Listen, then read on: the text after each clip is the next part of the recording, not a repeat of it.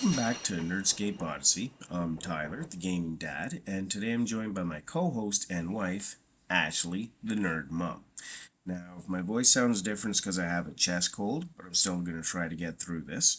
But today we're talking about the next great Lord of the Rings RPG. For years, that phrase has been a dream, a desperate wish whispered by fans watching other fantasy worlds get their definitive video game.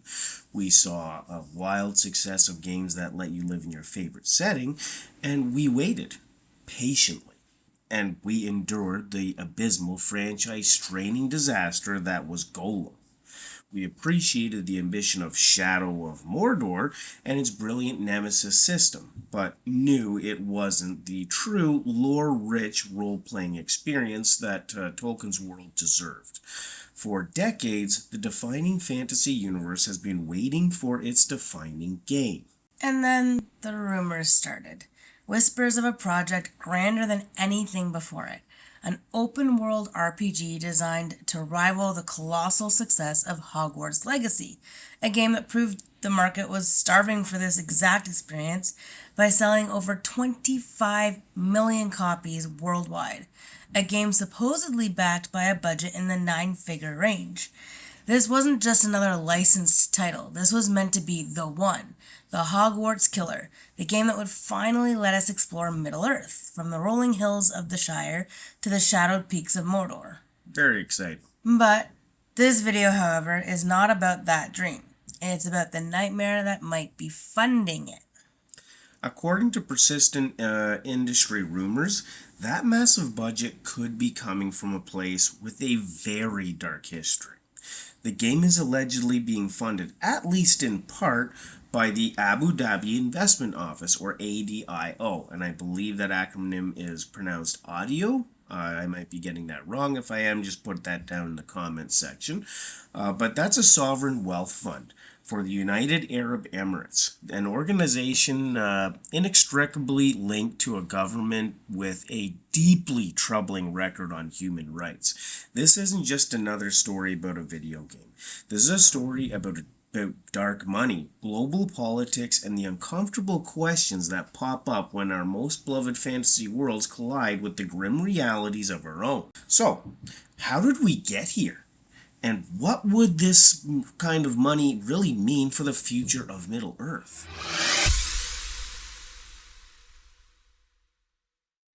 Now, to understand why this is all so charged, you have to understand the hunger.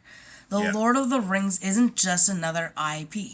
For millions, it's the blueprint for modern fantasy built on themes of hope, courage, and the struggle between good and evil. For gamers, that world has been a source of both joy and, well, let's call it profound frustration. Yeah, and we've had good games. The PlayStation 2 movie tie-ons were surprisingly great action titles. And then there was Monolith's Middle-earth, Shadow of Mordor, and its sequel, Shadow of War. These games were exceptional, mostly because they introduced the revolutionary Nemesis system. It created personal rivalries with orc captains who would actually remember you, taunt you, and get promoted, making the world feel personal. It was brilliant, but even at its best, it was just kind of a side story, a fantastic action game, not really deep role-playing game material that fans actually truly craved. And then we got the Lord of the Rings Gollum. Yeah. The less said, the better, am I right? Pretty much. It was a catastrophe, a game so broken it became a punchline, deepening the community's yearning for a developer who actually got the source material to be given the time and budget to do it right. So then, in February of 2023, everything changed. Hogwarts Legacy was released. The game was an earth-shattering success. It demonstrated with the force of a charging Oliphant that there was a gargantuan market for high-budget RPGs set in beloved worlds. It sold around 15 million copies in its first month and has since blown past 25 million units, generating well over $1 billion. We actually ended up buying it as well. Yes, we did. You played it. I haven't. I've started it, so I've only scratched the surface. I haven't even played that much, but I'm Definitely interested in what it's going to have. But the message to the industry was loud and clear: build it and they will come. Exactly. I mean, clearly there's an industry for it. And suddenly, the dream of a true Lord of the Rings open world action RPG felt inevitable. The success of Hogwarts Legacy provided a clear business case, and the rumors suggested that the powers that be were basically listening. This new game wasn't just planned, it was being explicitly designed as a competitor, a Hogwarts killer, if you were. The vision was for a seamless open world, reactive to players' choices, with the kind of scale we've only ever seen in films. This was it, the promise of the definitive Middle-earth experience, and at the center of it all was a sprawling, chaotic, and incredibly ambitious company, Embracer Group.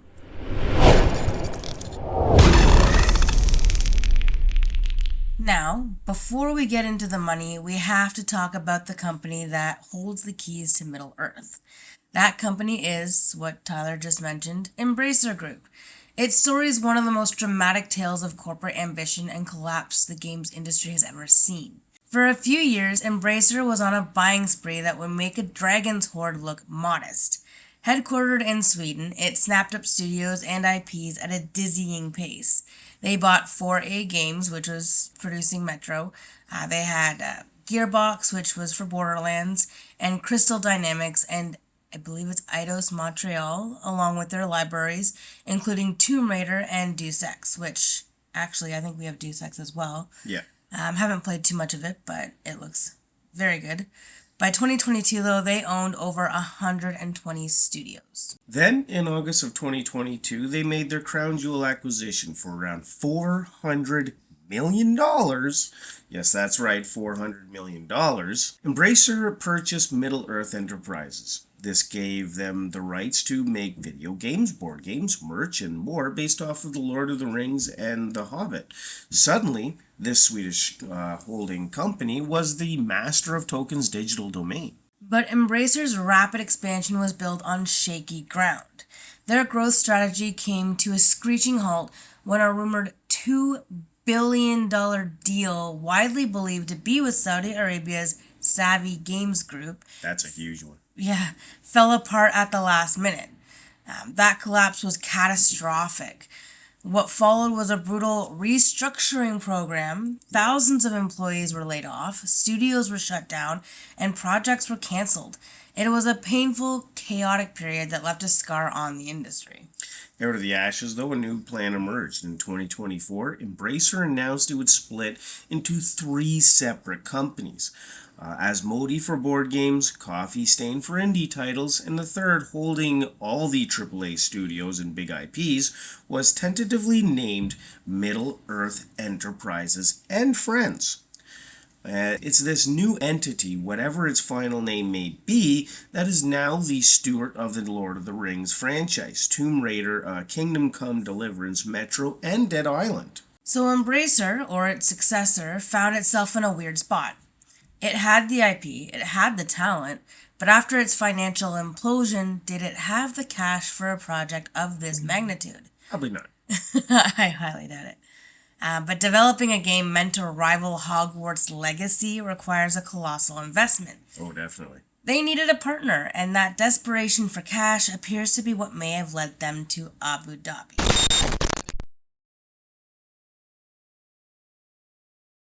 Now, with the ambitions set, the next question is, who's actually making this game? Officially, the company remains silent on all this, but the rumor mill has consistently pointed to 2 of their premier studios, Crystal Dynamics and Warhorse Studios. Now, the first wave of rumors pointed at Crystal Dynamics. On the surface, it makes sense. This is a legendary studio behind the modern Tomb Raider trilogy. They're masters of the third-person action-adventure genre, and imagine exploring the mines of Moria with the production values of a Tomb Raider game. Yeah, that actually sounds exciting. However, their plate is already full, though. The studio is deep in development of the next chapter of the Tomb Raider saga in a major partnership with Amazon Games. After multiple rounds of layoffs in recent years, it's a fair question if they have the bandwidth to actually lead another monumental AAA project at the same time. More recently, however, the tide of speculation has turned towards a more exciting candidate, Warhorse Studios. Based in the Czech Republic, Warhorse are the creators of the acclaimed medieval RPG Kingdom Come: Deliverance and its successful 2025 sequel.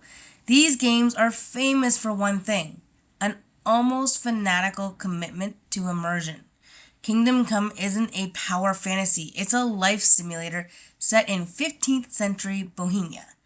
You have to eat, sleep, and even learn to read. I don't know about you, but my high school English teacher would be very thrilled. We own that game, we just haven't played it yet. Yeah. This focus on grounded realism is what makes Warhorse such a fascinating prospect. The idea gained steam when a Polish industry veteran claimed a podcast to have heard from credible sources that Warhorse was indeed heading the project. The vision, according to these rumors, is a more grounded and realistic take on Middle Earth, focusing on the harsh realities of life and battle.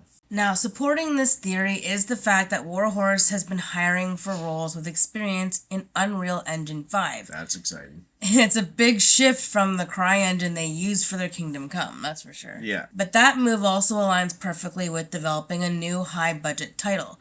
After finishing work on Kingdom Come: Deliverance 2, the studio is ready for its next big thing. A Warhorse-led Lord of the Rings game could be the deep, authentic experience fans have dreamed of, which makes the source of its rumored funding all the more troubling. Now, we're actually about to dive into the core of this investigation, the money trail that might lead from a beloved fantasy world to a controversial sovereign wealth fund. It's a complex topic, and making these videos takes a ton of research. If you dig this kind of content and you believe these conversations are important, please consider hitting that subscribe button. It's absolutely free. It's the best way to support this channel and make sure that you don't miss what's next. So, if you're ready, let's get back to it.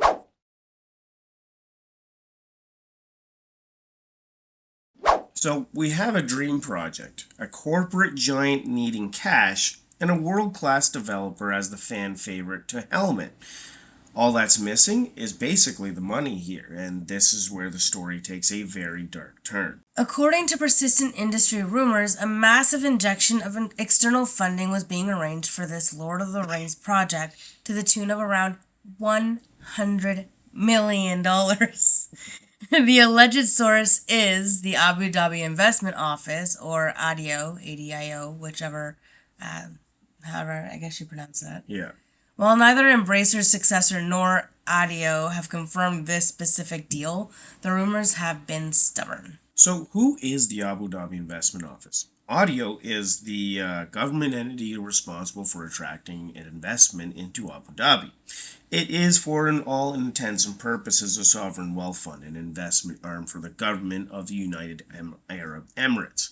Its stated goal is to diversify Abu Dhabi's economy away from oil by investing it in growth sectors, like technology and, crucially, media and gaming. And their interest in gaming is very real. In January 2025, ADIO announced a major partnership with esports and gaming company NIP Group, helping them establish their global headquarters in Abu Dhabi. The head of ADIO even stated that their shared ambition to lead creative industries. ADIO's own website lists gaming as a key strategic industry for investment. One thing I'm not sure about, but EA, the company that does Sims, I'm addicted to Sims, by the way, but apparently they're actually in a deal, or they're actually talking about deals of buying EA. Yeah, exactly. It's a different wealth fund from a separate country in the Middle East, but a lot of them are looking to do this to try and break away from their reputation with horrible human rights. They're hoping people just forget about it and link their name to fun games. They need to leave EA alone. I want to buy more Sims. Ugh. But anyways, this confirmed activity makes the rumored $100 million investment in a Lord of the Rings game entirely plausible. It fits their public strategy perfectly. The UAE is making a well-funded push to become a global hub for the video game industry. Investing in one of the biggest IPs in the world would be a massive statement of intent, really. Yeah. For a company like Fellowship Entertainment, still recovering from financial turmoil, a $100 million partner would de risk the project significantly. Oh, yeah. It's a marriage of convenience. One side gets its budget and the other gets a foothold in the biggest IP in fantasy. Yeah, exactly. And if this rumor is true, it means that a game based on J.R.R. Tolkien's world, a world defined by its creator's suspicion of unchecked industrial power, by the way, is being financed by a government with a deeply disturbing human rights record. The Dream Project is now tied to a very real world nightmare.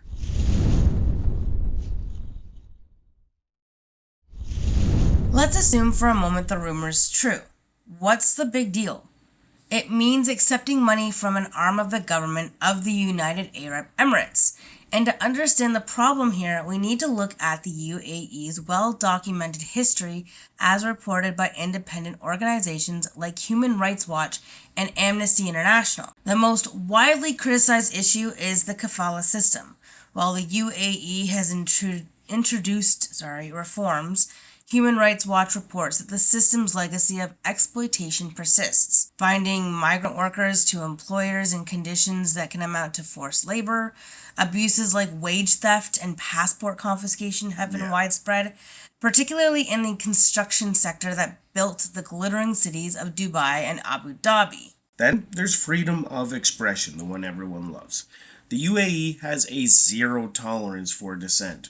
The government uses very vague cybercrime and counterterrorism laws to imprison government critics and activists. In 2024, a mass trial upheld abusive sentences for dozens of human rights defenders, with some receiving life sentences in prison for peaceful advocacy.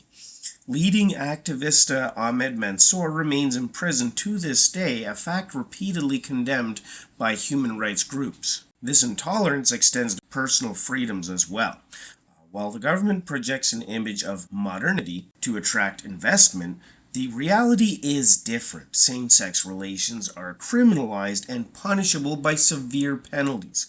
There are no legal protections against discrimination for LGBTQ plus individuals, by the way. This is the context behind the money. While the UAE government often points to reforms and its role on the world stage, groups like Human Rights Watch state that these efforts are at odds with government's efforts to prevent scrutiny of its human rights violations. This creates a nauseating paradox. A game based on a world that celebrates freedom and the fight against tyranny is potentially being bankrolled by a regime that actively suppresses those very values. Can players truly immerse themselves in a heroic journey knowing the code was paid for by a fund linked to such profound and ongoing abuses? That's the uncomfortable question at the heart of all of this.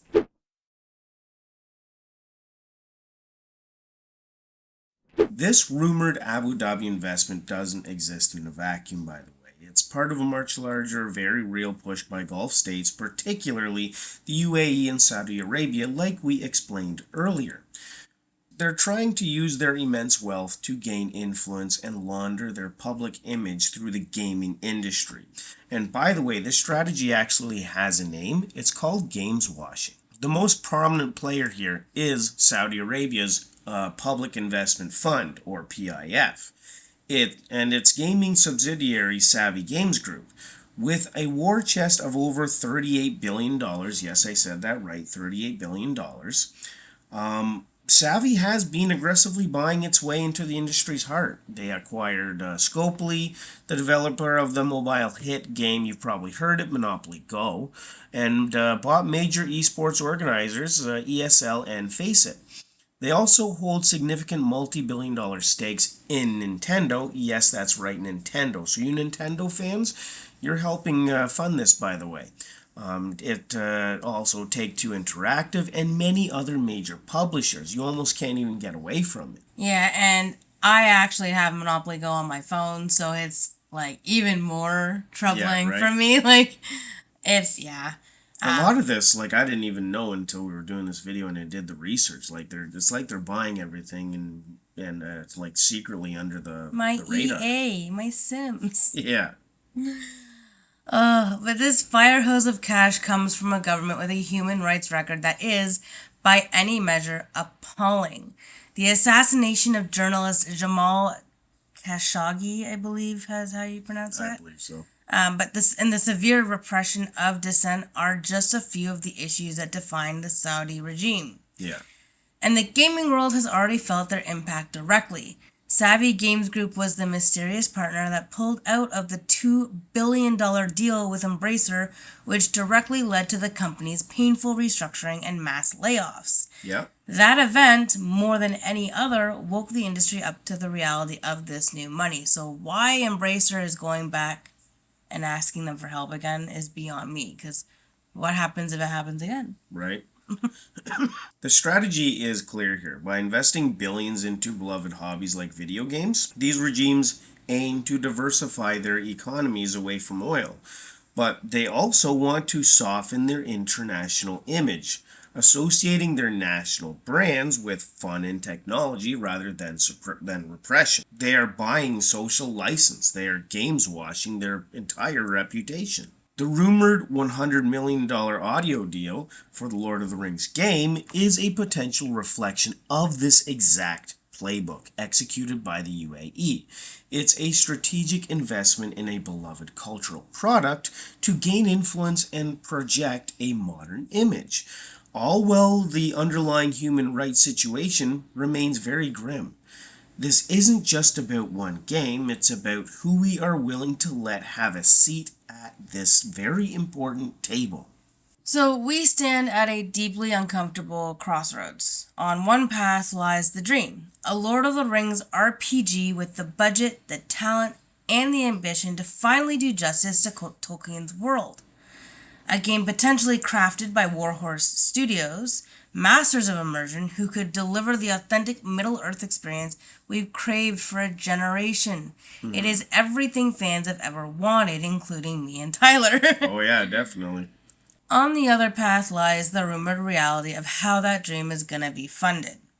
$100 million check that could be signed by an extension of an authoritarian government, one with a documented pattern of suppressing free speech, exploiting labor, and denying just your basic human rights. Oh yeah, and this forces us to confront a question that the gaming community has to ask more and more. Can we, and should we, separate the art from the investor? This is about the foundational ethics of a project's financing. Does a beautiful game become a tainted one when it's built with money from a system of repression?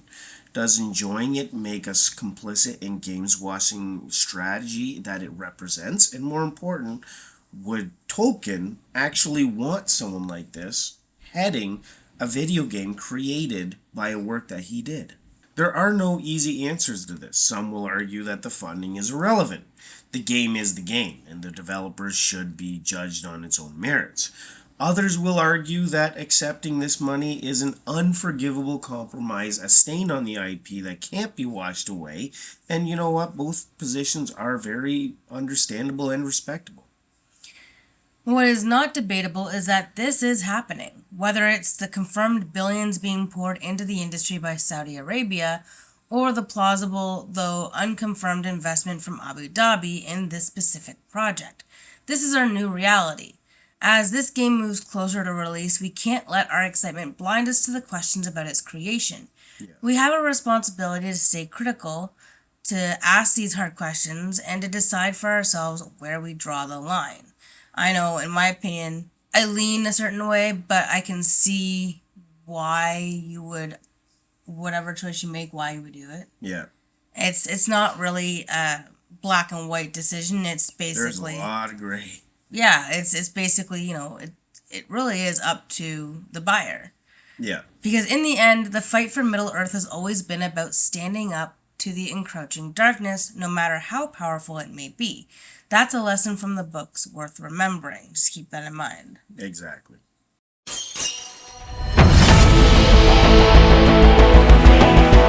Rift of the Damned. Malice of Malgrath.